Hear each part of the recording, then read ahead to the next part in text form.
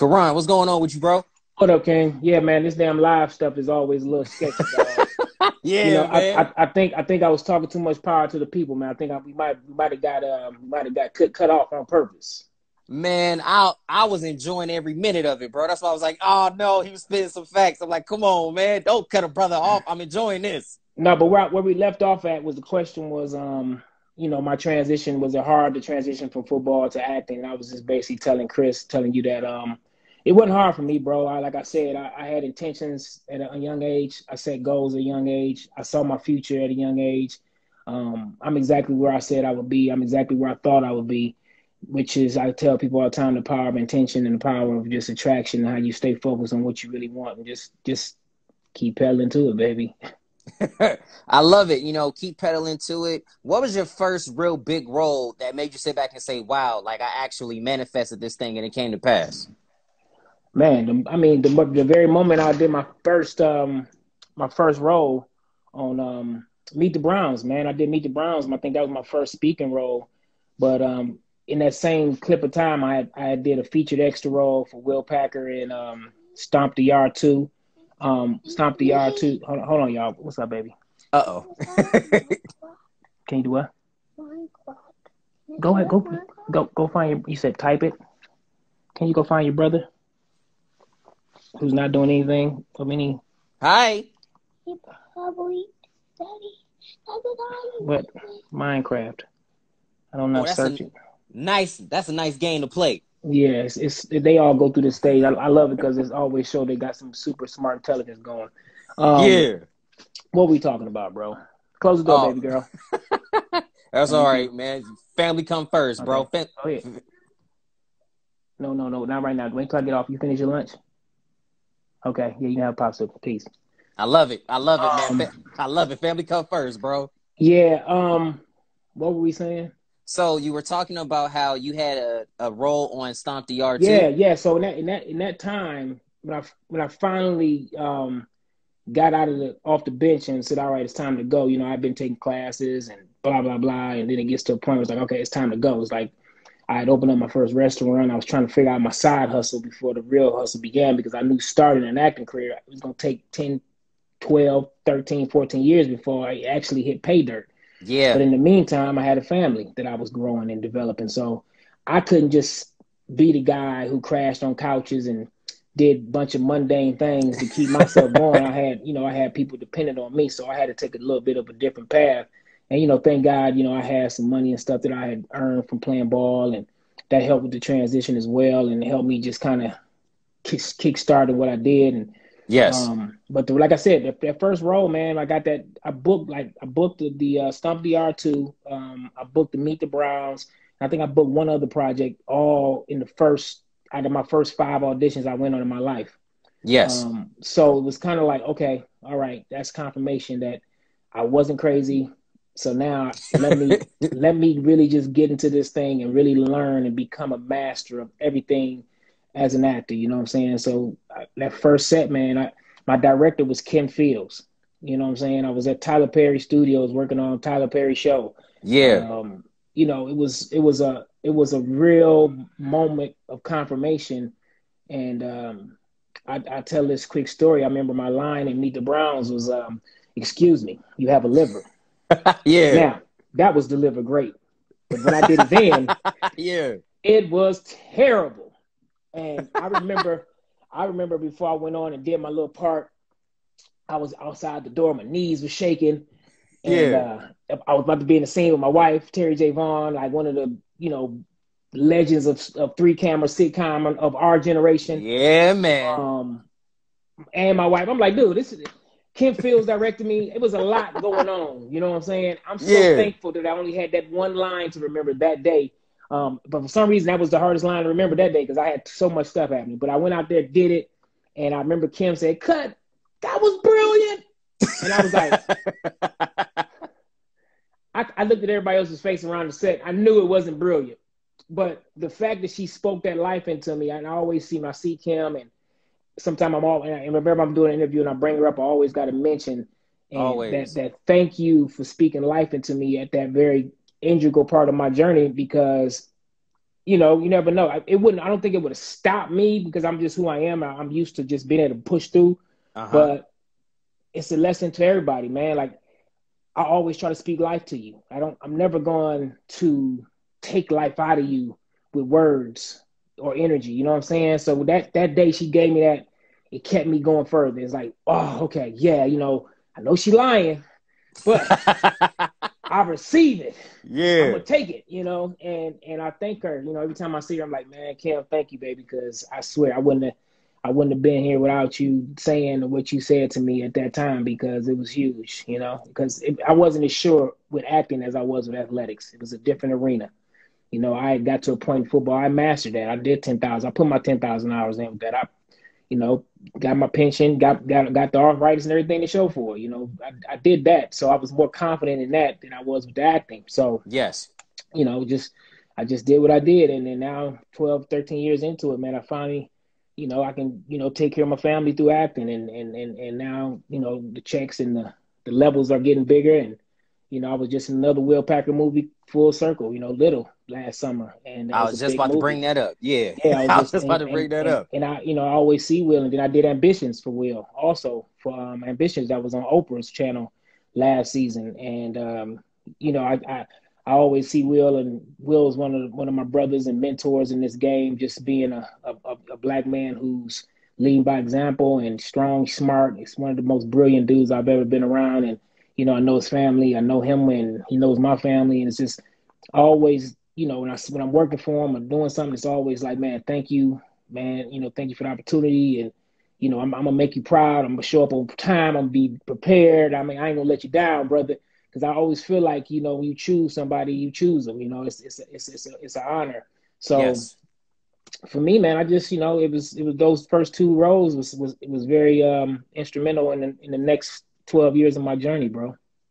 You hit on two things. Number one, you definitely gave recognition to Kim Fields, who was a legend. So her hats off to her. And the second thing, you hit on the show on OWN, Ambitions, man. Like, how did you even get that role? Like, did you have to audition Audition, for it? yeah, Okay. audition for it, yeah, man. I auditioned for another role in it initially, and then George Pierre, the cast director George Pierre, shouts out to George, another brother who is one of my closest and dearest friends in this business, and just another brother who's doing it right, who's led by example, who's put his head down, and he's pedaled his way into being one of the dopest casting directors in the Southeast. I mean, if you come into act in Atlanta, you gonna go through George at some point. Yeah. And every time I come in to read for George, I'm always like, I tell him, dang, King, you doing it, man. Like, we talked about this 12 years ago on that Stomp the Art set when he was the featured extras casting. Like, George, Yes. he's the one who casted me as a featured extra in that movie. And on that set, I was to tell him, like, George, I'm doing this one time, dog. After that, I'm number one from here on out. Lead man status. Keep it moving, dog. You know, I'm going to have a trailer and everything before this movie end, right? Lucked up, end up with a trailer, too. It was hilarious. As an extra, I ain't have no words, but I figured out. But a brother got a trailer up in that mug. I done found my way up into a trailer because I just believe in talking myself into greatness. You know what I'm saying? So talk myself right on into a trailer. You know what I'm saying? Luckily, me and David Banner let me into his because that's how we got into it. Because by the end of the movie, he and I was really cool, and even to this day, that's like my brother, man. He's like one of my closest friends on this planet, and even on that movie, I told him, man, you're gonna be friends, man. I just could sense it in my spirit when I met him that, you know, he and I were linked in on a different realm. So you know, the first few years was such a blessing for me. A big blessing for you definitely was also being on Saints and Sinners, man. So take me back through that journey. Saints and Sinners, man. I auditioned for the original Saints and Sinners cast when the seasons a couple years before they got to season 4 that I was just on. As Christian Keys' guy, the one Yes. Levi. And I remember I was shooting one of the Christmas movies. I was shooting one of the Christmas movies that I was doing a lot of at the time. Yeah. And the producers, the same producers who did Saints, were the producers who was doing the Christmas movie. Keith Neal and Eric Thomasaurus as Swirl. Yes. And James Sepulveda. So Keith ran into my trailer. He was like, hey, dog, they loved the audition. But like, cause I think I auditioned in the trailer or something with just like my shirt on and just did the audition. But Levi's guy was supposed to have a suit, tie. He was a business guy.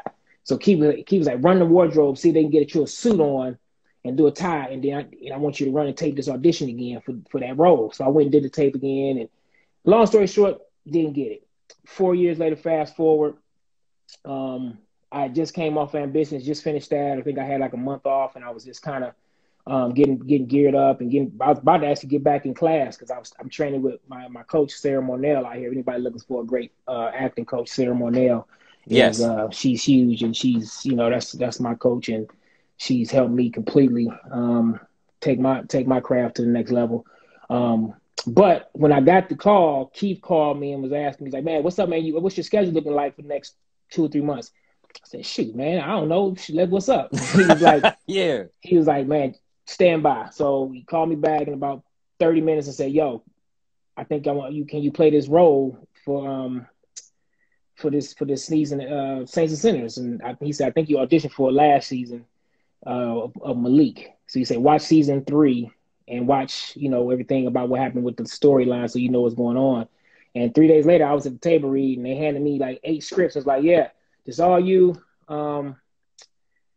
Let's go. I was like, oh shoot, let's roll. And once I sucked my teeth into Malik and the Saints and Sinners world, it was a great world to jump into. I mean, it was a familiar world to the Ambitions world. There was a lot of scandal going on, a lot of craziness. Except in world, except in that world, I got to play a little bit more of a boss than I did in Ambitions. My brother Brian White got the best of me a couple times in Ambitions, and I always tease him. I always tease Brian because it's like, yo, because Brian's an ex-athlete as well. So we always tease, and I was like, yeah, this is a movie. This is TV because this stuff is not really happening. But but it was, like I said, both projects, man, were big for me last year, man. It gave me some momentum. It gave me that next level up again. Like I said, I got to get familiar with a lot of people in their living rooms for different times of night. And now, the quarantine, and I had started this year off really strong, man. I was keeping my whole thing going. Yes. And I wrote and produced my first pilot, my first series that I'm working on called The Fellas. That's coming. I'm already working on my second and third edit of that. David Banner told me he's gonna do the theme song for me yesterday, so I'm excited about that. That's gonna be fire. Yeah, man, we about to change the world with some things, man. And so I got that coming. I got my book coming, the first one that I'm gonna do called Man Laws, and I'm with 13 and Joan as a book publishing company. It's owned by a young black sister, and I'm the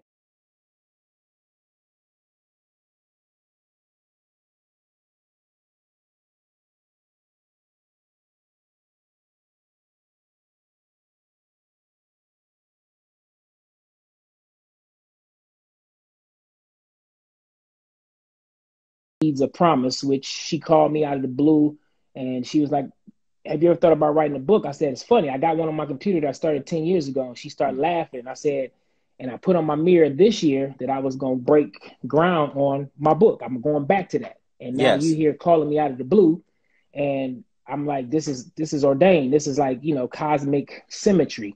So she was like, I would love for you to be the ambassador for that. She's like, black men are not telling their stories nearly enough. Yes. This is how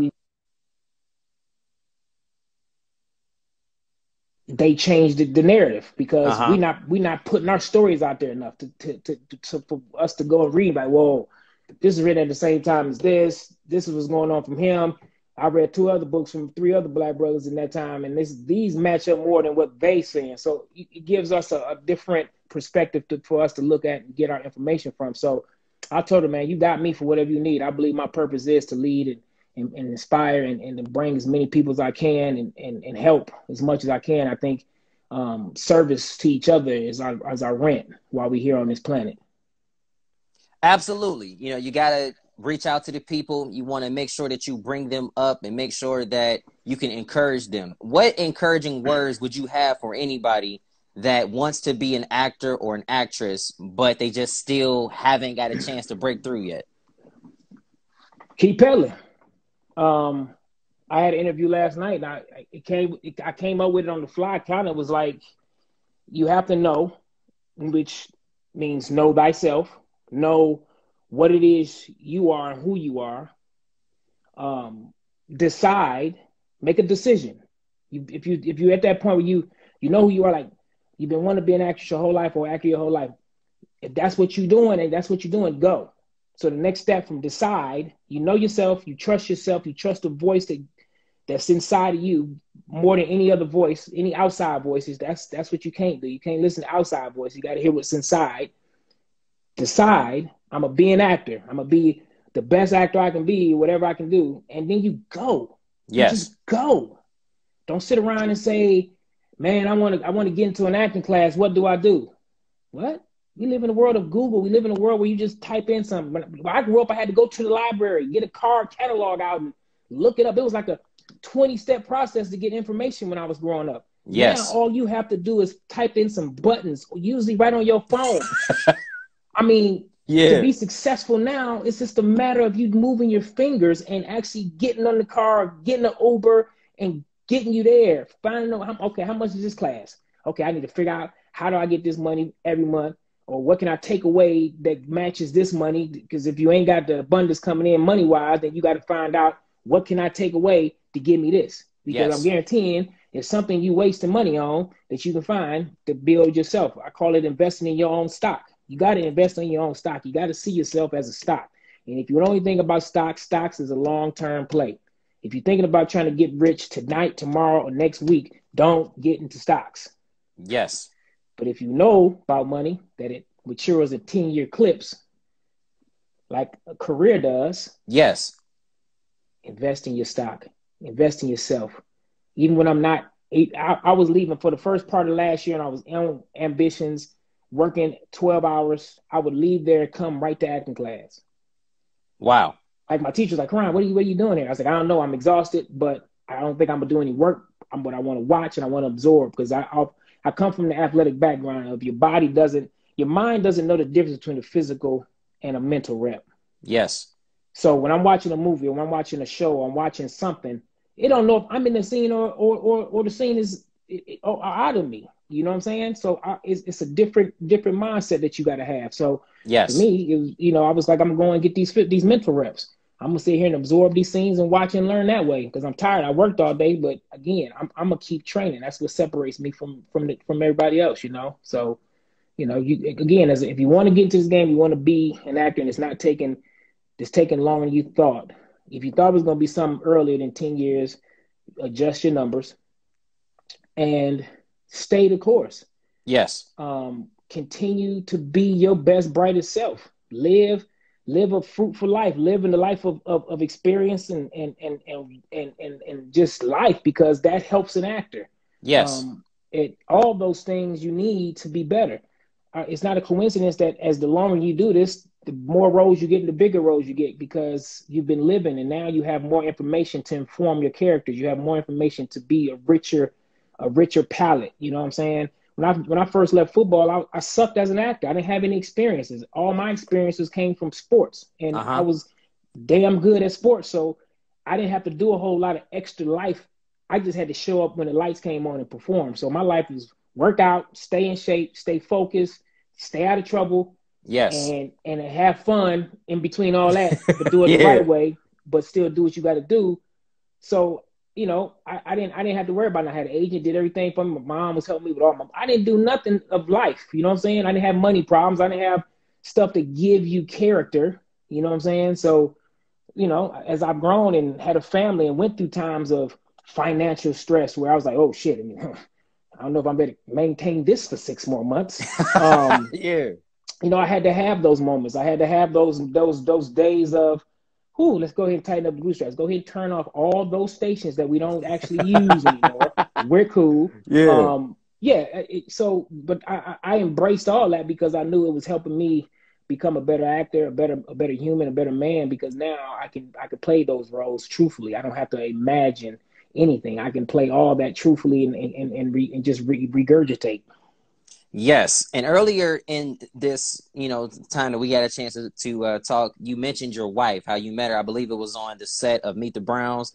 No, I met her before me. We was already married by the time we got to Meet the Browns. We met on a play that she was doing called Men, Money, and Gold Diggers right when I left football and I was transferring to get into acting and all that. I flew out to LA and started working on that play with Tank. He was in the play as well. So my brother at the time ran the record label that Tank was on, and I told my brother, I said, well, I'm here in LA, I gotta get on this acting. Yes. He said, well, Tank is about to go do a play. You should go on the road with him and help me push this single out. But in the meantime, you could be doing, you'll be with him, you'll be around the actors, you'll be around the play stuff, and I know you're gonna be sitting there learning, absorbing everything. So Yes. and now you get a chance to make money doing it and help me out with helping me get this single, which was Please Don't Go at the time. So it was like I had an internship working for Tank and my brother, and I got a chance to basically understudy and watch actors like Terry J. Vaughn, Robin Givens, Carl Payne, Miguel Nunez, Chico Benimime, Essence Atkins. Yes. I basically got to watch them night in and night out do what they do. And you be damned if you be damned, I didn't learn. I was sitting there, oh yeah, I was in the wing. I knew the whole play. By the time we got to the end of the thing, I knew everybody's parts. I could have went on the stage and did anybody's part by the end of the play. True talk. Yes. But that was where it all started for me, and that's where I met Terry at. Again, chasing my destiny and chasing my purpose. Everything that was supposed to be in my path was just there, and that's how I tell people: stay focused on you and your purpose and your path. Everything that falls in that path, you have to be aware of who they are and why they're there. Yes. And if they're designed to help you along that purpose, you keep them. If you ascertain that they're not there to help you, you keep them off. You get them off. Hey, and you just keep pedaling. It's life, man. And everybody can't go. Everybody's not designed to go on your journey, but the ones that do come, that are sent to you and meant to be there with you, you got to be aware enough to understand that too, because the circles you keep will definitely determine exactly where you end up. Yes, it will. And the reason why I brought her up was because I wanted to know how supportive and how much of an impact has your wife had on you, not only as an actor, but as a man? I think I'm really self-driven in a way that I don't really need a lot of outside energy or sources to help me create my own evolution. But I will say that I married the right woman in the fact that she doesn't let me get comfortable in any any version of myself. I get to one point I might like, oh, let me just chill and I feel good about this version for a minute, but she constantly challenges me to continue to reach for a higher plane, a higher level. And as an actor and as an actress, her tenacity, her preparation, now she directs a lot more than she acts. But just watching her work ethic and understanding that it's all the same. I came from an environment, like I said, the NFL, and she came from, she's been in that environment in this world for now 20 plus years. And yes, the whole thing for me was when we got together, I was like, okay, I got a lot of work to do for me to catch up to the point where I actually can be of service to your career, because I'm just now starting. Yes. I can't help you with shit. You know what I'm saying? Anything you do is going to be completely for helping me, because I have no credits. I have no reputation at this. I have nothing. So I spent the last 10, 12 years, like I said, grinding my ass off so I can get to a point now that we can actually form our energies now, and we can actually elevate each other now. So that was the plan. That's what we've been doing. That's what we're working towards now. And, she motivates me because she doesn't sit still, and she doesn't settle. So yes. That's how she does it. Absolutely love it, man. This has been amazing. Real quick, if anybody wanted to learn more about you, if they wanted to connect with you, how can they do that? Man, all across all platforms. I don't really do Twitter. I'm pretty much on Instagram and Facebook. I don't really do the Facebook like that. My team helps me with that.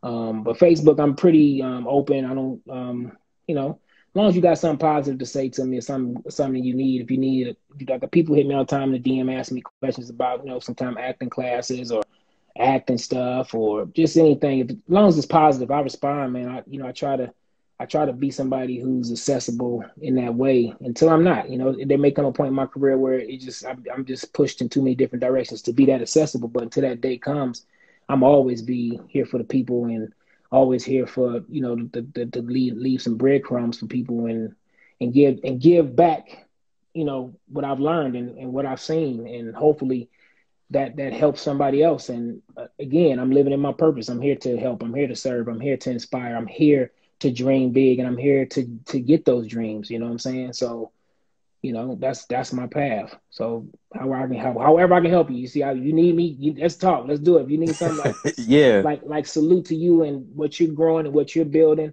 Appreciate it, with your man. platform, and I hear you to keep going, keep pedaling. It's gonna be some tough times, but tough times don't last. Tough people do. Tough times don't last. Tough people do. Nothing else needs to be asked. Ladies and gentlemen, Karon Riley, thank you so much for your time today, King. Thank you, King. I love you, man. Keep pedaling, y'all. Love you, bro. Thanks for your time. Everybody be safe. I'll see y'all next week. I'm out.